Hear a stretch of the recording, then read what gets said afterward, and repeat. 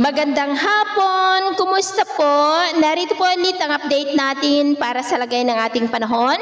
Ngayong hapon po ng October 3, 2024 na kung saan sa ngayon po ay nasa kalupaan na ng Taiwan ang bagyong Julian. At palayo na po yan dito sa ating bansa pero nananatili pa rin na nandito po sa loob ng ating area of responsibility. Sa ngayon ay easterlies po ang hangin na umiihip sa silangan ng Luzon at may mahinang daloy po ng amihan dyan sa may extreme northern Luzon o yung tinatawag po natin na northeasterly surface wind flow.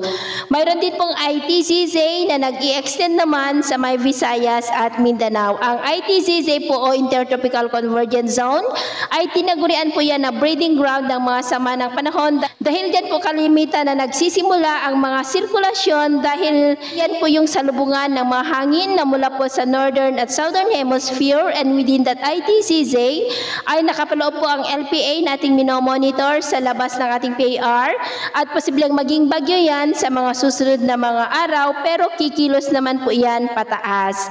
At next week ay mas maramdaman na natin ang mahinang daloy ng hanging amihan o yung northeasterly surface wind flow hanggang po dito sa northern part ng northern Luzon. Indikasyon po yan na patungo na tayo sa amihan season at ito naman ay pinapakita ng forecast model natin pong ginagamit hanggang po sa susunod na 2 linggo.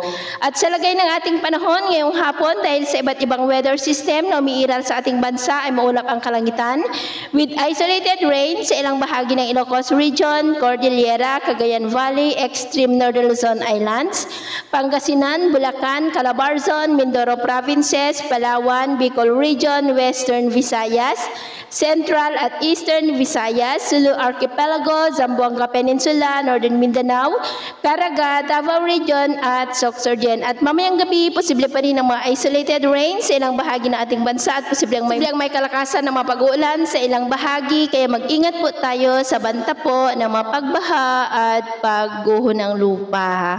At sa atin naman pong mga baybayin, dahil pa rin sa trough ng bagyo ay iwasan na muna natin ang papalaot sa western seaboard po ng northern Luzon, seaboard ng northern part ng Cagayan, at sa seaboard po ng extreme northern Luzon dahil ang mga alon dyan ay posible pa rin na aabot hanggang po sa 3 to 5 meters height. Kaya hanggat maaari ay iwasan na muna natin ang papalaot dyan po sa mga may kulay pula para mas makaiwas sa mga sakunang pangkaragatan. So ito po ang latest update natin sa araw na ito. At ako po muli si James na nagsasabing sa kahit anong pagsubok po na darating sa ating buhay, huwag na huwag po tayong mawawalan ng pag-asa. Thank you and God bless!